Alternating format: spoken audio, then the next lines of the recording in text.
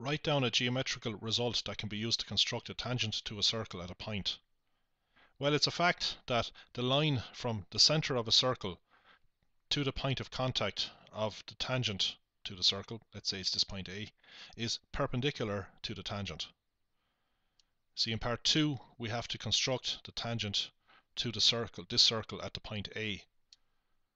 So what I said in part 1 is that the line from the center of the circle to the point of contact of the tangent, which is A, is perpendicular to the tangent. So if I just draw this in roughly, the line CA is perpendicular to this tangent. The tangent is meant to touch the circle at just this one point A on the circle.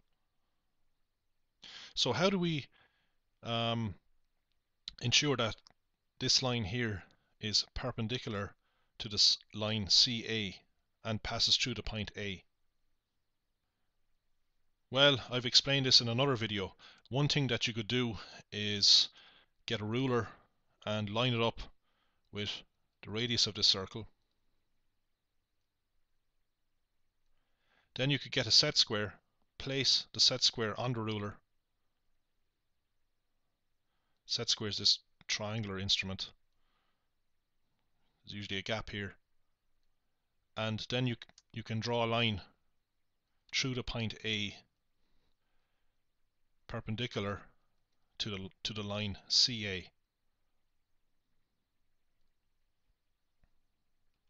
Then of course you can remove the ruler and set square and extend this line, and that's your tangent.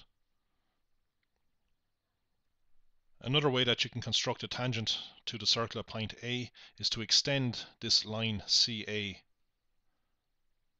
Extend it on here and mark off a distance equal to CA. So you could use your compass to do this. Put the compass point at C, extend it, the compass to the point A, then put the compass point at A and mark this point. So we get this point up here which we can call C prime.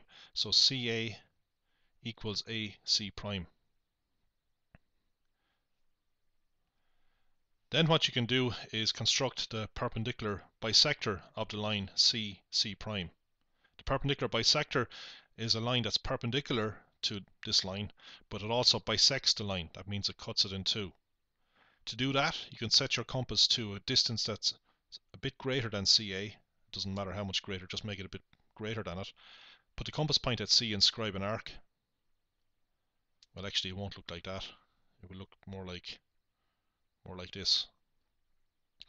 And with the same setting on the compass, put the compass point at C prime and draw another arc. Where the two arcs meet, connect that point down to A, and this line will be perpendicular to the line CA. This line is actually the perpendicular bisector of the line C prime. Then you can just extend it on, and now you have your tangent.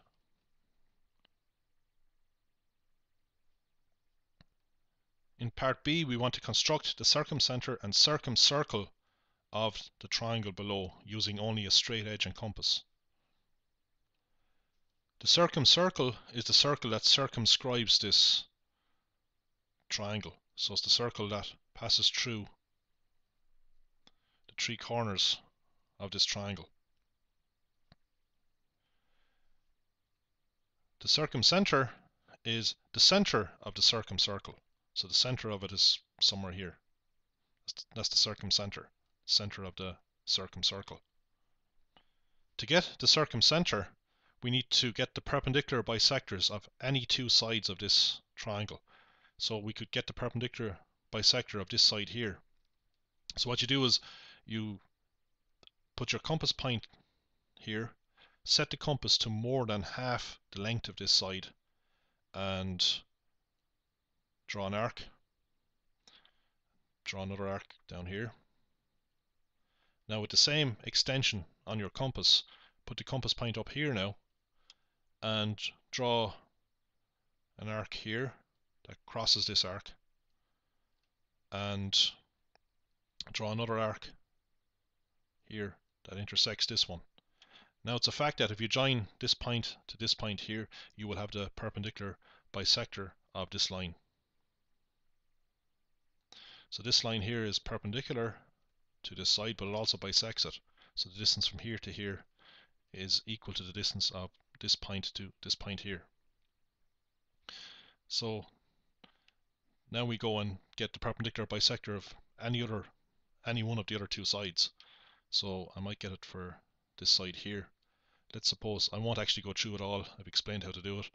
So if we do it for this side, let's suppose that this is the midpoint of this line here, and we have another line, perpendicular bisector, and where they cross is the circumcenter.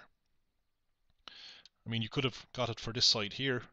You could have got the perpendicular bisector, and you would find that the three perpendicular bisectors are concurrent. Concurrent means that they intersect at one point. This point is the circumcenter. So you only have to get two of them, because all three of them are concurrent. So any two will do. And when you found the circumcenter, you can then draw the circumcircle by putting the compass point here and extending the compass to one of the corners of the triangle. Actually, the distance of the circumcenter to all three corners is the same. So each of these blue lines is a radius of the circumcircle. You can easily draw your circumcircle now. Put your compass point here, extend the compass to one of the corners, say this corner here, and then draw your circle. So the circle should pass through the 3 points, 3 corners of this triangle. ABCD is a parallelogram. The points A, B and C lie on the circle. So there's A, B and C. The circle cuts the line AD at the point P, so P is another point on the circle. The line CP meets the line BA at the point Q. We want to prove that CD equals CP. CD is this line here, so we want to prove that this line CD equals CP. Now, if we look at the triangle CDP, we want to prove that it's isosceles. We want to prove that the two sides of it are the same. To prove that two sides of a triangle are the same, we need to prove that these two angles are the same.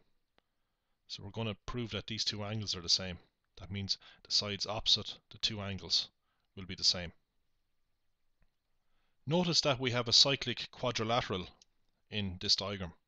A cyclic quadrilateral is a quadrilateral, which is a four-sided figure, that we can draw a circle through. So I'm just highlighting the quadrilateral, this four-sided figure in red. It's cyclic because a circle will pass through the four corners of it. Not all quadrilaterals are cyclic. If you take a quadrilateral that looks like this, for example, this is a quadrilateral, four-sided figure, but we can't draw a circle through all four corners, obviously. Anyway, we have a cyclic quadrilateral, and there is a very important theorem about cyclic quadrilaterals. It says that the opposite angles of it sum to 180 degrees. So we will look at this angle here, which I will call M, and this angle here, which I will call N. Angle M plus angle N equals 180 degrees.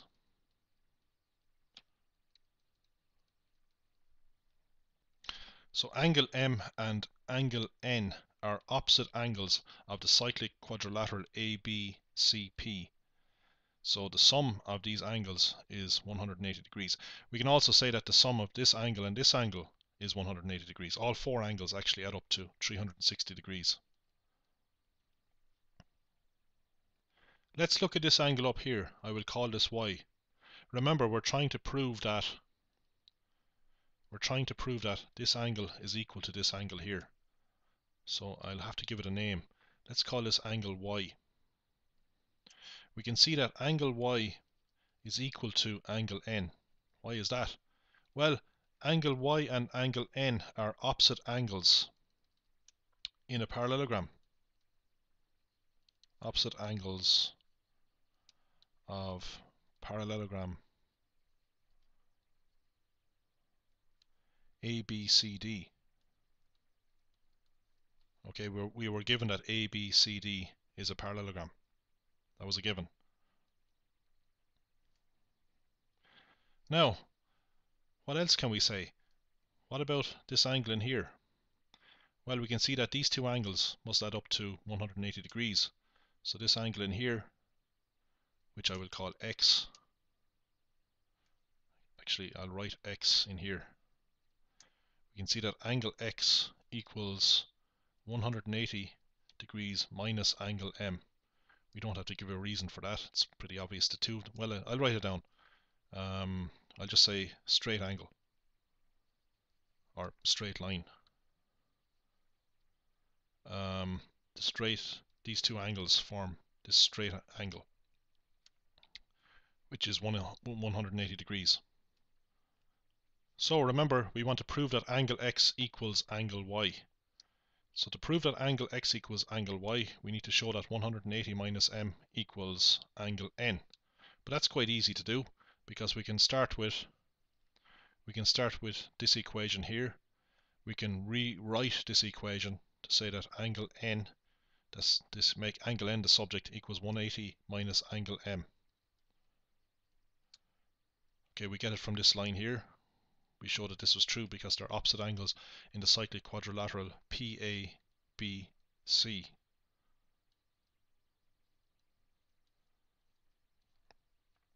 But of course, angle N is just Y. So this implies that angle Y equals 180 minus angle M, which is X. So now we've shown that angle Y equals angle X. So in the triangle DPC, we have two equal angles. So this triangle is isosceles. The two angles are equal. That means that the two sides opposite those angles must be equal.